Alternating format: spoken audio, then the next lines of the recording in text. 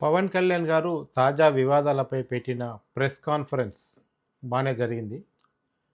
అదొక public meeting లాగా తలపించినప్పటికి కూడా దానికి పేరు ప్రెస్ కాన్ఫరెన్స్ అని ఆయనే తన ట్విట్టర్ అకౌంట్లో ఎక్స్ అకౌంట్లో చెప్పారు కనుక దాన్ని ప్రెస్ కాన్ఫరెన్సే అనుకుందాం. బై లక్ మీడియాకు కూడా ప్రశ్నలు అడిగే అవకాశం కూడా వచ్చి కొన్ని ప్రశ్నలకు జవాబులు కూడా చెప్పారు కనుక ప్రెస్ కాన్ఫరెన్సే అనుకుందాం.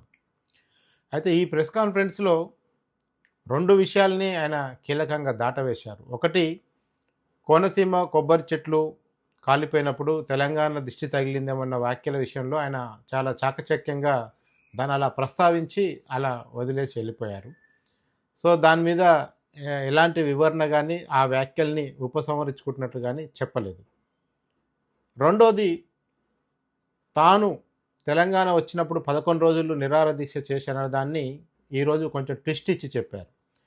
తాను తెలంగాణ వచ్చినందుకు నిరాహార దీక్ష చేయలేదని, తెలంగాణ ఇచ్చిన తీరుకు నిరసనగా 11 రోజులు నిరాహార దీక్ష చేశారని దాన్ని కొంచెం వివరణ ఇచ్చే ప్రయత్నం చేశారు. కానీ గతంలో ఆయన మాట్లాడినప్పుడు అంతకుముందున్న వీడియోలో అలా లేదు. తెలంగాణ వచ్చినందుకే తాను 11 రోజులు నిరాహార దీక్ష చేసినట్లుగా ఉంది.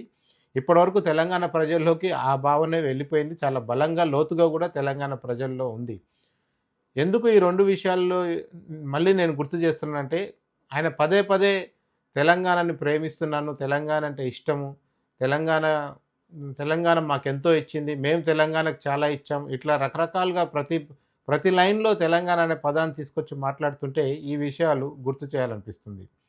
ఇక మూడోది కీలకమైన అంశము కోడి చెరువు కథ అని. కోడి చెరువు విషయంలో కూడా ఆయన అయితే తీసుకోండి, మనం కొంతమంది చెప్తుంటారు కదా, నా వ్యాఖ్యల వల్ల ఎవరన్నా హర్ట్ అయితే వారికి నా క్షమాపణలు. హర్ట్ అయితే ఎవరినన్నా నొప్పించి ఉంటే, ఎవరినైనా నా మాటలు ఎవరినైనా గాయపరిచి ఉంటే క్షమాపణలు చెప్తున్నానని కొందరు స్టైల్‌గా చెప్తారు. ఇది ఇది ఇది కోడి చెరువు విషయంలో కూడా పవన్ కళ్యాణ్ గారు చెప్పింది దీనికంటే భిన్నంగా ఏం లేదు. నాది నాది కబ్జాలో, అది నేను కబ్జా చేశానని అనిపిస్తే గవర్నమెంట్ తీసేసుకోవచ్చు, లేదంటే ఇప్పుడే రాసిచ్చేస్తున్నానంటూ ఈ సినిమాటిక్ వ్యవహారం ఉందో అది డిప్యూటీ సీఎం స్థాయికి తగింది కాదు. ఎందుకంటే you are not a ordinary cine actor now.